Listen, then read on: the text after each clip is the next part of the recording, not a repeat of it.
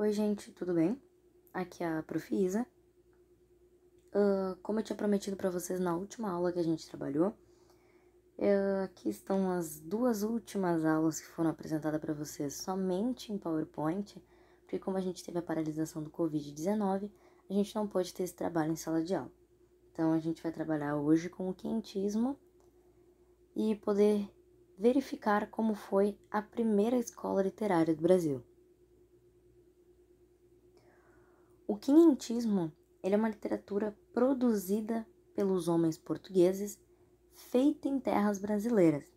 Então a gente tem que pensar que, apesar dos indígenas estarem aqui, a literatura que eles produziam era oral. Eles tinham as tradições, as histórias, as lendas, os mitos, que eram passados pela literatura oral.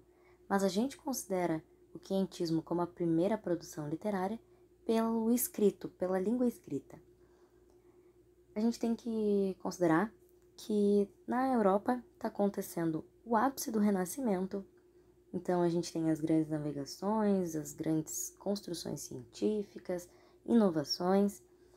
E para a gente é muito importante a Contra-Reforma, que é a metodologia que a Igreja cria no Concílio de Trento para reafirmar a sua moral e o seu poder diante de todo o avanço do protestantismo que inicia com as teses do Martim Lutero.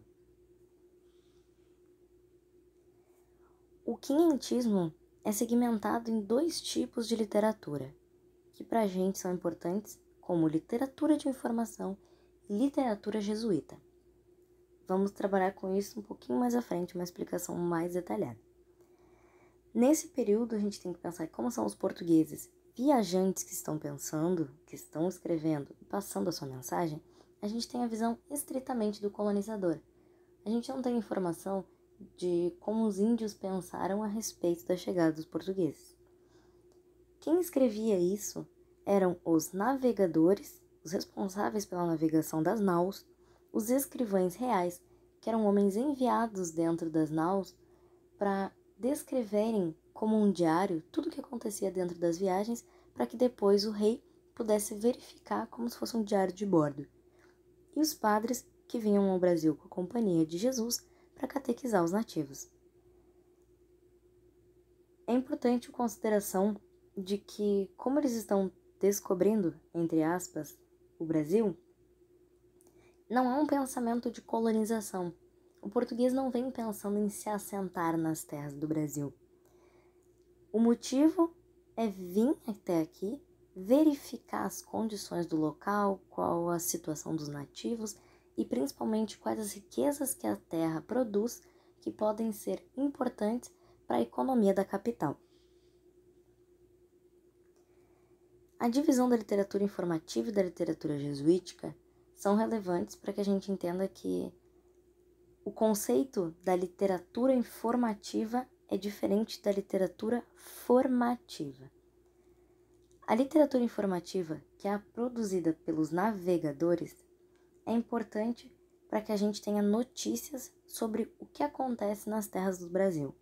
Eram os navegadores e os escrivães enviando informações para o rei dos recursos naturais, da situação dos nativos e de como poderia ser feito todo este translado de produção, escravidão e exploração. Já a literatura jesuítica, ela vem com o processo de catequização dos nativos. Quando o português percebe que, na verdade, o índio ele é puro, ele é ingênuo, ele seria um povo importante para o reforço que a Igreja Católica precisa. Então, os jesuítas são enviados ao Brasil para catequizar esses nativos. Então, a literatura jesuítica é uma literatura de formação. Eles estão formando novos católicos, criando escolas para ensinar os índios como ser um português, um católico, um bom cristão. É importante que a gente pense que a religião é uma facilitadora da exploração. Se você torna o outro mais parecido com você, é mais fácil dele obedecer. Então a gente tem essa diferença. A literatura dos viajantes, ela era para informar o rei, e a literatura dos jesuítas era para formar os índios cristãos. A literatura informativa é a literatura de viagem, que a gente estava falando até agora. Para a gente, o escrito mais importante desse período é o do Pero Vaz de Caminha, que nós conhecemos a carta que ele escreve ao rei Dom Manuel sobre o achamento do Brasil. Essa carta é considerada pela gente na literatura a nossa certidão de nascimento. É como ele apresenta para o mundo que nasceu o Brasil, que nós viemos a conhecer. Nós temos também outros dois autores que são importantes, só que eles são bem menos relevantes nas provas do que o Caminha, que é o Magalhães Gandolfo, que escreveu a História da Província de Santa Cruz e o Tratado da Terra do Brasil. O Gabriel Soares de Souza, que produziu o Tratado Descritivo do Brasil. A gente pode colocar junto também nessa barca os textos do Hans Staden, que é um alemão que vem ao Brasil e acaba capturado por uma tribo de índios antropofágicos. A literatura informativa, a literatura de viagem, são textos históricos que narram para a gente as descrições do cotidiano da chegada desses portugueses no Brasil. O olhar do europeu e como isso para ele é importante para as condições econômicas de Portugal. A gente tem que considerar também que é irrelevante para eles o ponto de vista do outro, que é o indígena. O mais importante, como eu disse, é o Caminha. O Caminha, ele é um escrivão que está na armada do Pedro Álvares de Cabral, que a gente sabe que seria o nosso descobridor. Ela é produzida no formato de um diário. Então, para a gente é importante pensar que as paradas do navio nas diferentes partes da costa brasileira vão apresentando tribos diferentes, fauna diferente, flora diferente, temperatura diferente. Então, várias coisas que são escritas nessa carta, elas vão variando ou sendo aprofundadas. Os pontos que para eles são mais importantes é sobre a nudez do índio, sobre a variação da linguagem e a antropofagia, que é os índios que tinham rituais que comiam carne de outros índios, que seria para ele um grande problema, um pecado, mas que é um ritual padrão de algumas tribos indígenas e que para ele é um dos maiores sustos que ele toma e ele faz várias descrições a respeito dessa situação. Mas toda a carta é feita com a impressão dos navegadores a respeito da terra e dos nativos. Eu separei alguns trechos para a gente dar uma olhada. Eu vou ler e vocês vão acompanhando comigo.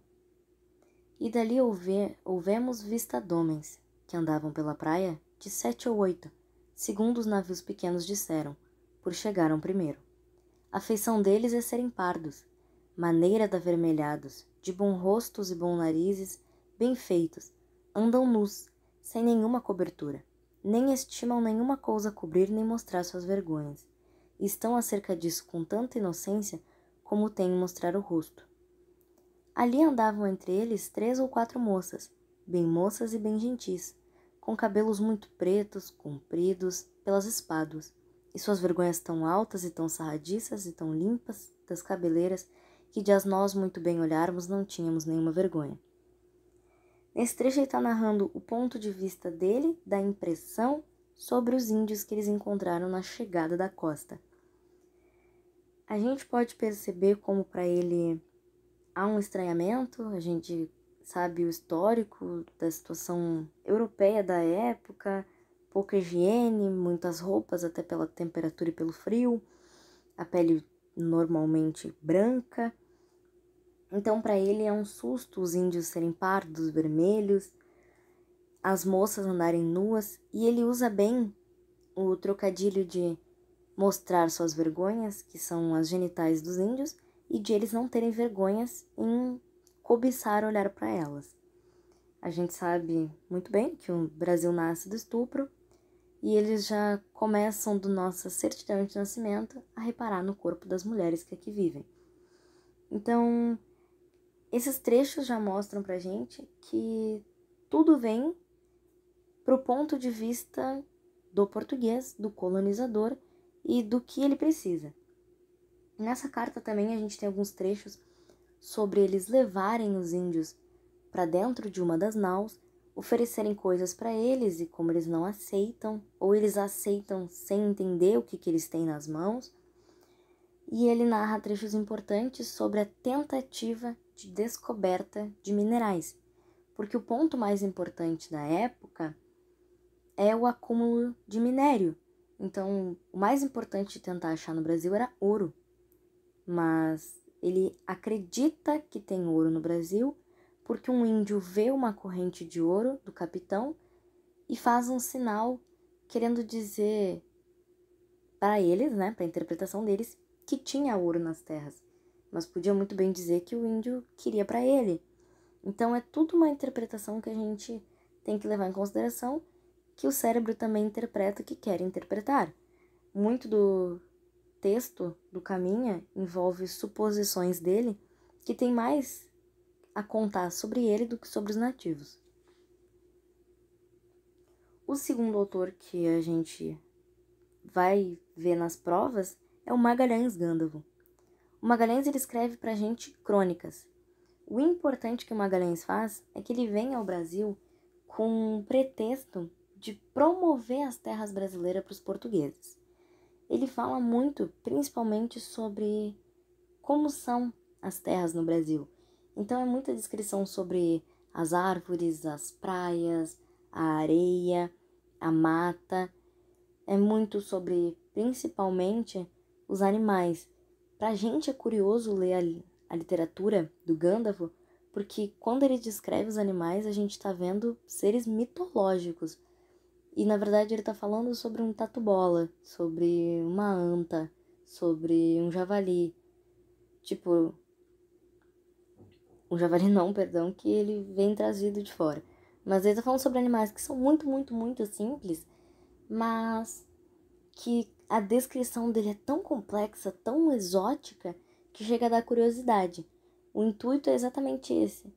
É sobre que os portugueses pobres que vivem na Europa desejem vir ao Brasil para manter uma colônia, para manter um sistema de extração. A gente tem que pensar que nós estamos trabalhando com enriquecer o colonizador. Então, o melhor trabalho que a gente pode escrever para o Gândavo seria a promoção de como é bom e como é importante enriquecer no Brasil. Ele passa esse ponto de vista. Esse trecho que eu segmentei aqui para vocês é uma reflexão curiosa. Ele está narrando a visão dele de situações sobre a linguagem dos nativos. E através disso ele faz uma suposição sobre a vida dos nativos. Vamos acompanhar. A língua de que usam todo pela costa é uma, ainda que em certos vocábulos diferem algumas partes, mas não de maneira que se deixem uns aos outros de entender. E isto é a altura de 27 grãos, que daí por diante há outra gentilidade, de que nós não temos tanta notícia, que falam já outra língua diferente. Esta de que trato, que há geral pela costa, é muito branda, e a qualquer nação fácil de tomar. Alguns vocábulos há nela, de que não usam senão as fêmeas, e outros que não servem senão para os machos. Carece de 3 letras, convém a saber. Não se acha nela F, nem L, nem R, coisa digna de espanto, porque assim não tem fé, nem lei, nem rei. Desta maneira vivem desordenadamente, sem terem além disto conta, nem peso, nem medida. Não adoram coisa alguma, não têm para si que há depois da morte glória para os bons e pena para os maus, e que sentem da mortalidade da alma não é mais que terem para si que seus defuntos andam na outra vida, feridos, despedaçados ou de qualquer maneira que acabaram nesta. Percebam que ele parte do pressuposto de que a falta de um caráter auditivo para ele pode pressupor que os índios não têm religião, não têm ordem entre si e nem um líder. O que é um erro, já que nós sabemos que a religiosidade dos índios é muito forte, eles só não compreendiam na época. A lei existe ordem, tanto que os índios viviam muito bem, trabalhavam muito bem, tinham suas curas particulares, tinham seus sistemas de produção, agricultura, e nem rei, um líder, que a gente sabe muito bem até hoje, que, por exemplo, pajés e outros símbolos são líderes em tribos indígenas. Como vocês podem ver lá no início também, quando ele diz que chega a um ponto do mapa que eles já têm outros gentis que eles não sabem tanto. Porque por mais que eles conseguissem contato com alguns índios, nem todo mundo recebe pacificamente as trocas, recebe pacificamente a chegada de um estranho que quer tomar a terra, quer fazer com que tu trabalhe para ele. Então, a gente inclusive tem episódios que narram essas situações. Vocês podem buscar os escritos sobre Mendes Sá, que narra uma atrocidade, um genocídio de índios pelas armadas portuguesas porque eles não aceitaram bem a colonização. O relevante desse texto é nós vermos quando ele fala que a qualquer nação é fácil de tomar. O modo de dizer aos portugueses pode vir, que é qualquer um aqui consegue dominar os índios que é onde a gente está. Porque eles são muito fáceis, eles não têm religião para nada, eles não são organizados, então é só tu vir e tomar conta que é tudo teu. Aí a gente vai para o outro ponto, que é a literatura jesuítica. Quando eles percebem que os índios não têm fé, em tese, vence a relação de utilizar da Companhia de Jesus para catequizar os índios aqui. Os padres vêm em viagens ao Brasil para criar escolas, tentar aprender a língua local para ensinar a língua dos europeus para os índios. Esse ensino da catequização serve não só para salvar a alma dos indígenas, mas para ajudar a controlar os indígenas. Porque uma infelicidade que acontece, que a gente já sabe, é a escravidão. E quando eles tentam fazer os índios trabalhar, eles percebem que o índio não é produtivo. Então os portugueses atravessam o oceano, buscam os negros, então coloca o negro no trabalho, catequiza o índio para que ele sirva controladamente, nem que seja como fiel. Nesse ponto é importante a gente pensar no termo desculturalização do índio. Isso aparece na prova com uma frequência porque quando você coloca a religião forçadamente dentro de uma cultura, tu vai tirando os aspectos da cultura indígena. Não só da indígena, isso acontece com a cultura negra mais tarde, a gente sabe que existe uma assemelhação entre os orixás e os santos da Igreja Católica. Os mais famosos é Iemanjá e Nossa Senhora dos Navegantes, Ogum e São Jorge. Então, você vai aculturando a sua cultura dentro da cultura do outro até que ele perca a própria cultura. O papel dos padres é para salvar a alma do índio, mantê-lo sob controle e tentar ir eliminando aquela cultura problemática para a colonização. Para a gente, o nome mais relevante é o do padre José de Anchieta. Ele faz parte da Companhia de Jesus. Ele é muito importante pela escrita dos autos, que são teatros que narram situações religiosas. Então pode ser um texto para encenar um momento bíblico, pode ser um texto para encenar uma punição de um pecador, uma briga entre o bem e o mal, metodologias de interpretação para que o índio possa aprender o que é certo e errado como um bom cristão. Ele também escreve alguns poemas que dificilmente aparecem nas provas, mas pra gente, o mais curioso é que ele produz a gramática do tupi. E o tupi e o guarani são pela primeira vez demarcados como linguagem, e ele faz um estudo dessa linguagem, de como os vocábulos funcionam, de como a língua se apresenta. Aquela desvalorização que era esperada não acontece. Por mais que todos os textos, os autos, as encenações aconteçam em português, ele faz a gramática do tupi, que é para compreender como a língua dos nativos funciona. O texto dele que ficou mais famoso, entre aspas, é o Auto de São Lourenço, que é uma interpretação dramatúrgica da situação de São Lourenço. A gente pode fazer aqui um parêntesezinho, uma estrelinha, para marcar pelo menos o nome do Padre Manuel da Nóbrega. Ele escreve o Diálogo da Conversão do Gentil, que são escritos, anotações, cartas, um compilado, digamos assim, sobre como funcionava a conversão desses indígenas nativos e como as coisas deveriam acontecer, como às vezes falhava, muito dificilmente para eles, né, na cabeça deles. Mas é todo um contexto de como funcionava a catequização dos índios no Brasil. Eu coloquei um trecho, que na verdade é o trecho inicial do Auto de São Lourenço, que eu acho que ele já dá um bom contexto pra gente de como funciona essa desculturalização ou aculturação.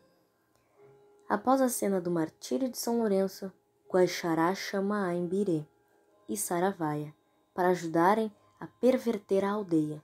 São Lourenço a defende. São Sebastião prende os demônios. Um anjo manda-os sufocarem, Décio e Valeriano. 4 companheiros acorrem para auxiliar os demônios. Os imperadores recordam façanhas. Quando a Imbirê se aproxima, o calor que se desprende dele abrasa os imperadores, que suplicam a morte. O anjo, o temor de Deus e o amor de Deus aconselham a caridade, contrição e confiança em São Lourenço. Façam o enterro do santo, meninos índios dançam. Vejam a primeira frase, que diz que Guaxará, a Imbirê e Saravaia pervertem a aldeia. As figuras religiosas, entre aspas, dos índios são perversas para a aldeia e que os anjos têm que apartar os demônios. Então é aquela metodologia, isso é uma peça de teatro. Pense os índios vendo encenado que os santos católicos salvam eles das perversidades das deidades indígenas de levarem eles ao pecado. A gente vai ficando por aqui, que eu acho que essa é a parte mais importante, que para vocês sempre refletirem sobre a literatura quinhentista, uma literatura de informação e de formação, primeira produção feita em língua portuguesa no Brasil, primeira produção literária nas terras de Santa Cruz. Como alguns de vocês já sabem, eu tenho o hábito de colocar nos meus slides a nossa contagem regressiva até o Enem. Então, gente, a gente se vê na próxima aula. E para quem tá curioso, faltam 214 dias para o Enem. Até a próxima!